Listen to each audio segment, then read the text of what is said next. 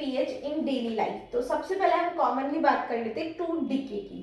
तो tooth decay क्यों होता है या हम लोग ब्रश क्यों करते हैं? सबको पता है हम लोग ब्रश करते हैं, क्यों करते हैं, इसका रीजन आज देख लेते हैं। ओके, तो क्या होता है, हमारे माउथ में बैक्टीरिया होते हैं, ये मान लीजिए टूथ है अपना।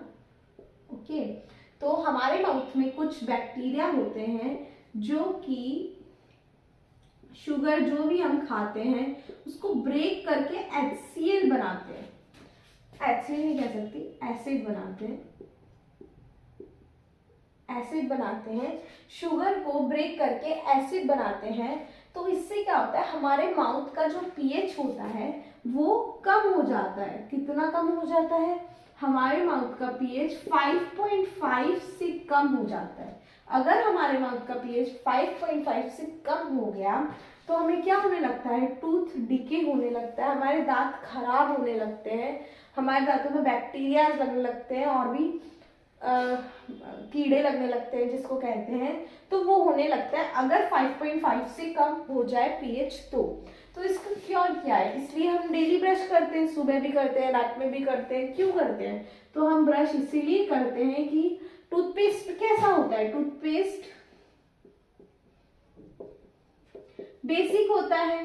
तो टूथपेस्ट अगर हम डालेंगे, ये एसिडिक हो गया, टूथपेस्ट बेसिक हो गया, तो ये क्या करेगा, इसको न्यूट्रलाइज कर देगा या फिर थोड़ा सा इसका पीएच क्या कर देगा, कम कर देगा, मतलब 5.5 कर देगा। अप्रॉक्स पीएच इसका 5.5 या उससे ज्यादा कर देगा।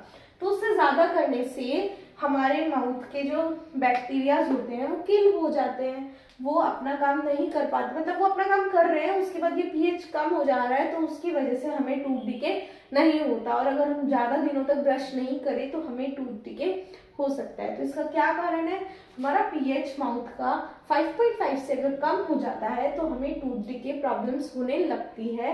बट अगर हम डेली ब्रश करें, सुबह शाम, ध्यान रखें अपने टीथ का, तो हो सकता है कि हम इससे बच सकें। ओके, तो ये हमारा कॉमन हो गया जो एसिड बेस का डेली एग्जाम्पल है। बिकॉज माउथ का पीएच ज्यादा एसिडिक नहीं होना चाहिए, इसलिए हम बेस लेते हैं जो कि थोड़ा सा न्यूट्रलाइज करता है। हमने न्यूट्रलाइजेशन रिएक्शन पढ़े हैं।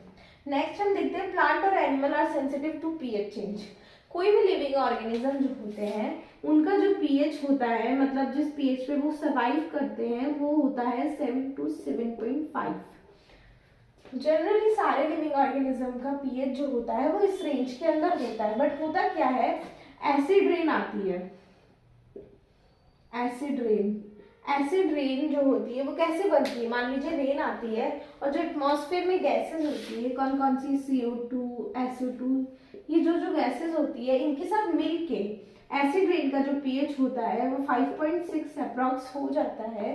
तो ये जो पीएच होता है ये नॉर्मल रेंज से कम हो जाता है, इसलिए ये हार्म करता है। अब ये कैसे हार्म करेगा, जो भी एसिड रेन होती है वो जनरली कहाँ जाती है, वाटर बॉडीज में जाती है। वाटर बॉडीज के जो एनिमल्स होते हैं उन्हें हम एक्वेटिक एनिमल्स कहते हैं। एक्वेटिक एनिमल्स जो होते हैं उनको ये एसिड रेन आती है और उनको बहुत ज़्यादा हार्म करती है। हो सकता है उनको वो मर भी जाते हैं इस वजह से, बिकॉज वो बहुत ज़्यादा एसिडिक होती है। और हमारा जो नॉर्मल रेंज है लाइफ जीने का वो 7 से 7.5 में ही जी सकते हैं। हमें पता ही है एसिड क्या करता है, एसिड बहुत ज़्यादा कोरोसिव होता है, तो एसिड रेन बहुत ज़्यादा हार्म करती है। इसलिए कहते हैं कि हमें पहली बारिश में नहीं नहाना चाहिए। सब लोग कहते हैं, घर के बड़े लोग, वो इसीलिए कहते हैं क्योंकि एसिड रेन होती है स्टार्टिंग के टाइम पे, बहुत ज़्यादा एसिड रेन होती है, फिर वो डिजॉल्व हो जाता है तो वो गैसेस सेटल हो जाती है। इसलिए हमें स्टार्टिंग की जो बारिश होती है उसके अंदर नहीं नहाना चाहिए। नेक्स्ट हम देखते हैं